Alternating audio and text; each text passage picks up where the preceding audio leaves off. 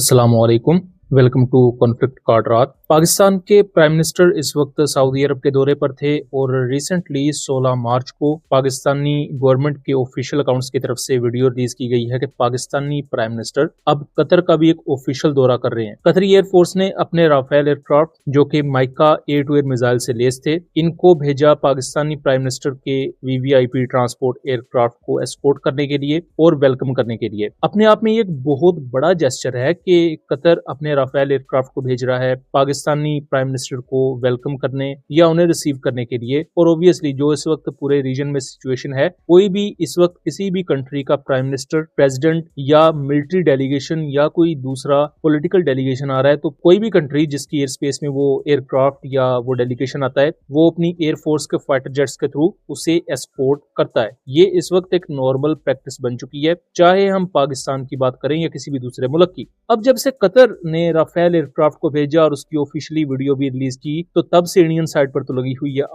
आग उनको इस चीज की लगी हुई है कि कतर ने राफेल ही क्यों भेजे। कतर यूरोफाइटर टाइफून भेज सकता था, कतर अपने दूसरे फाइटर जेट्स भेज सकता था, बट लगता है कि शायद कतर भी इंडियंस को मॉक करने में लगा हुआ है कि उन्हें याद दिला रहा है कि ये वही राफेल थे, इसी तरह के राफेल जो आपने फेल करवा दिए मई 2025 में। बहरहाल जोक्स असाइड, कतर और पाकिस्तान के दरमियान कुछ बड़े सिविलियन और डिफेंस एग्रीमेंट्स होने के चांसेस यहाँ एग्जिस्ट कर रहे हैं। इसके साथ साथ पाकिस्तान कतर को लूप में लेगा ईरान और यूएस के दरमियान होने वाली बातचीत को लेकर। और इस जंगबंदी में जहां अमेरिका और ईरान फरीक हैं, वहीं एक हद तक ये जो अरब कंट्रीज हैं ये भी फरीक हैं, बिकॉज यहाँ भी अमेरिका की बेसिस हैं, प्लस इसके साथ साथ ईरानियन मिसाइल्स और ईरानियन लॉयटरिंग म्यूनिशन इन एरियाज में गिरे हैं। और इन कंट्रीज में ना सिर्फ मिलिट्री इंस्टॉलेशन को डैमेजेस हुए हैं, बल्कि सिविलियन एरियाज पर भी नुकसान हुए हैं। तो इस वजह से आप एक हद तक अरब कंट्रीज को भी पार्टी कह सकते हैं। कतर का एकदम से पाकिस्तान के लिए जज्बात जाग जाना, कतर का अपने फाइटर जेट्स के थ्रू पाकिस्तानी प्राइम मिनिस्टर को वेलकम करना, ये इंडिकेट कर रहे हैं कि अब कहीं ना कहीं कतर भी पाकिस्तान की इस बढ़ती हुई डिप्लोमेटिक अहमियत को समझ चुका है।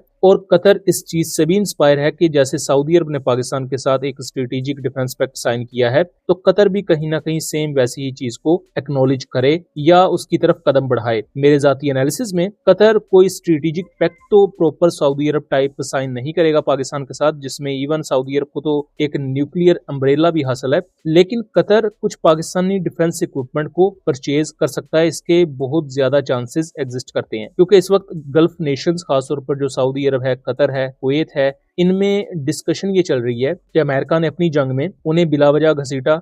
उनके मुल्क में चूंकि अमेरिका की बेसिस मौजूद हैं, जिनके ऑलरेडी अरब कंट्रीज ने कई सालों के मुआहदे किए हुए हैं, उन बेसिस की वजह से इन मुल्कों में भी अच्छे खासे डैमेजेस हुए हैं। सैकड़ों की तादाद में मिसाइल और ड्रोन इन मुल्कों में आकर लगे हैं। ये चीज ऑन रिकॉर्ड है, आप खुद जाकर भी इस चीज को देख सकते होंगे, सोशल मीडिया वीडियोस से भरा पड़ा है। अब ये जो गल्फ नेशंस हैं, ये दूसरे कंट्रीज से डिफेंस इक्विपमेंट खरीद रही हैं ताकि उनकी ऑटोनॉमी इनके पास हो, उनको इस्तेमाल करने का हक इनके पास हो और उसे ये अपने लिहाज से इंडिपेंडेंटली इस्तेमाल कर सकें। इसकी मैं सादा सी मिसाल आपको दूं तो सऊदी अरब ने साउथ कोरिया से surface to air missile systems खरीदे हैं, लेकिन वो भी अमेरिका अपने कामों के लिए इस्तेमाल करना शुरू हो गया। उसकी रिपोर्ट्स भी मौजूद हैं। इसके साथ साथ आपने अगर देखा हो तो कतर ने जो रिसेंट डील्स की हैं, राफेल की, फिर यूरोफाइटर टाइफून की, उन्होंने इस चीज को मद्देनजर रखते हुए ये डील्स की कि सिर्फ अमेरिका से ही तमाम इक्विपमेंट ना खरीदा जाए, बल्कि वो दूसरे कंट्रीज से भी डिफेंस इक्विपमेंट खरीदें। पाकिस्तान से कतर जैसा कंट्री एंटी ड्रोन सिस्टम्स खरीद सकता है।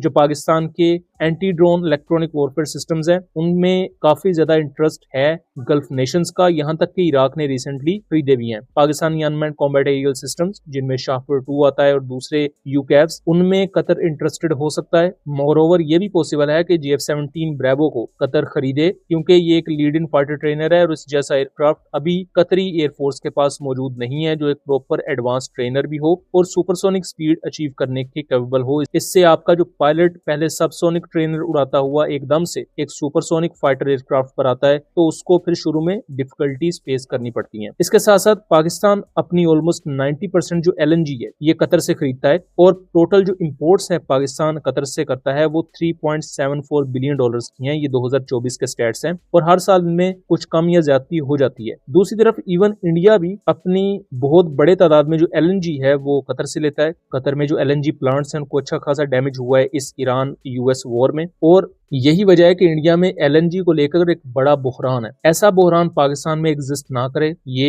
एक वक्त की बड़ी जरूरत है और इस कॉन्टेक्स्ट में कई सिविलियन एग्रीमेंट्स भी पाकिस्तान और कतर के दरमियान होंगे। दूसरी तरफ पाकिस्तान के पास एक बड़ा मौका मौजूद है, ऐसा वक्त जब अरब कंट्रीज खुद ये चाहते हैं कि वो अमेरिका के अलावा दूसरे कंट्रीज से डिफेंस इक्विपमेंट खरीदें और अपनी मिलिट्रीज को स्ट्रेंथन करें। वहां पाकिस्तान के पास ये अपॉर्चुनिटी कुदरती तौर पर आ चुकी है कि आप एक तो सऊदी अरब के साथ क्लोजली लिंक्ड हैं, स्ट्रेटेजिक म्यूचुअल डिफेंस पैक्ट के कॉन्टेक्स्ट में ईरान के साथ डिप्लोमेसी आप करवा रहे हैं, आपका डिफेंस इक्विपमेंट इतना कैपेबल है और आपके इंडिजिनस सिस्टम चाहे हम फतह मल्टीपल लॉन्च रॉकेट सिस्टम्स की बात करें, GF-17 थंडर की बात करें या पाकिस्तान के लोकल लॉटरिंग म्यूनिशन की बात करें, वो ऑपरेशन सिंदूर और ऑपरेशन बुनियानुम मरसूस में पूरी दुनिया उनकी कैपेबिलिटीज को देख चुकी है। ये वो इक्विपमेंट है जो पाकिस्तान पिच कर सकता है इन अरब कंट्रीज को, चाहे आप उनकी लिमिटेड हद तक ट्रांसफर ऑफ टेक्नोलॉजी भी इनको दें, उससे आपके पास इतने फंड्स जनरेट होंगे कि आप अपनी इंडिजिनस रिसर्च एंड डेवलपमेंट को फ्यूचर में बढ़ा सकते हैं। और रिसर्च एंड डेवलपमेंट में अगर आप पीछे रहते हैं तो फ्यूचर में जो आपका एडवर्सरी है वो आपसे कई स्टेप्स आगे बढ़ चुका होगा।